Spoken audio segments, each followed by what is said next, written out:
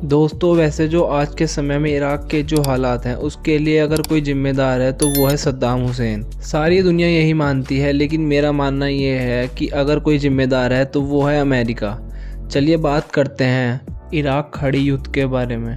दोस्तों, यह वो युद्ध है जिसने मिडिल ईस्ट को पूरी तरह प्रभावित किया। तो आइए शुरू से शुरू करते हैं। जैसा कि आप सभी को पता है, ईरान में हुई इस्लामिक रेवोल्यूशन के बाद सद्दाम हुसैन ने ईरान पर युद्ध की शुरुआत कर दी थी, जिसमें कुवैत, सऊदी अरब, अमेरिका सहित सभी देशों ने इराक का साथ दिया। कुवैत और सऊदी अरेबिया ने तो मिलकर इराक की आर्थिक मदद भी की।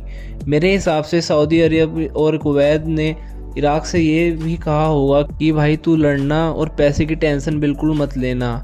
फिर क्या, सद्दाम हुसैन ने ईरान के साथ युद्ध में जी जान लगा दी, लेकिन 1988 आते आते ये लड़ाई बराबरी की हो गई।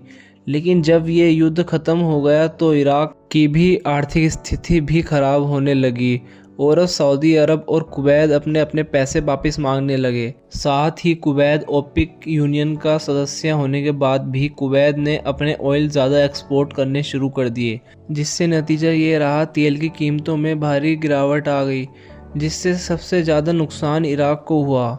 साथ ही कुवैत ने इराक के रामिलिया क्षेत्र में सीमा पर स्लॉट ड्रिलिंग भी शुरू कर दी, जिससे इराक को काफ़ी नुकसान हुआ। स्लॉट ड्रिलिंग के अनुसार कुवैत ज़मीन के नीचे से इराक का तेल चुराता था और उसे बेचता था, जिसकी वजह से ये समस्या बाद से बढ़कर हो गई।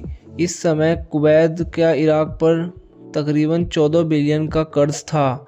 खैर, इस विवाद के बाद पुराने गड़े मुर्दे उखड़ने लगे। इराक ने दावा किया कि कुवैत तो इराक का ही शुरू से ही हिस्सा है। कुवैत बसरा प्रांत का साम्राज्य का हिस्सा रह चुका है। हालांकि कई सालों तक अंग्रेज़ों के कुवैत पर राज रहने के बाद, जिसके बाद 1932 में कुवैत को आज़ादी मिली, लेकिन कुवैत को एक देश की मान्यता इराक ने कभी नहीं दी। कुवैत और इराक के बीच में तनाव बढ़ रहे थे, जिसके बाद इराक ने 1990 में जुलाई में कुवैत की शिकायत की, जिसके बाद कुवैत ने भी अपनी गलती मानी और इराक को $9 बिलियन देने का वादा किया। लेकिन सद्दाम हुसैन नहीं माना। उन्होंने कुवैत से 10 बिलियन की मांग की थी।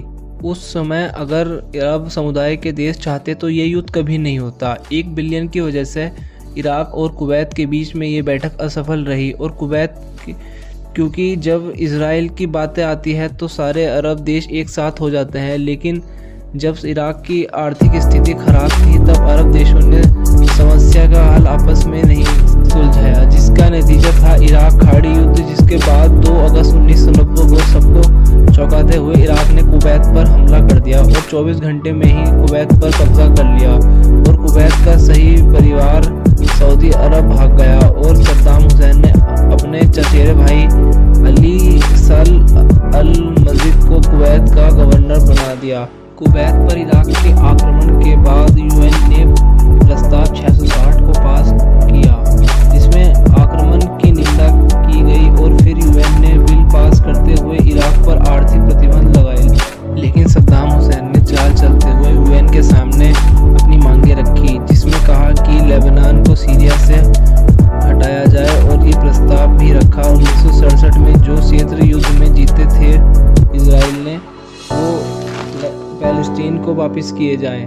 सद्दाम हुसैन ने इजराइल वाला मास्टर स्ट्रोक इसलिए खेला शायद फिर से सारे अरब देश इराक को अपना समर्थक दे दें। सद्दाम हुसैन ने ये सारी मांगें अमेरिका के सामने रखी, तभी इराक अपनी सेनाएं कुवैत से वापस हटाएगा। हालांकि ऐसा कुछ नहीं हुआ।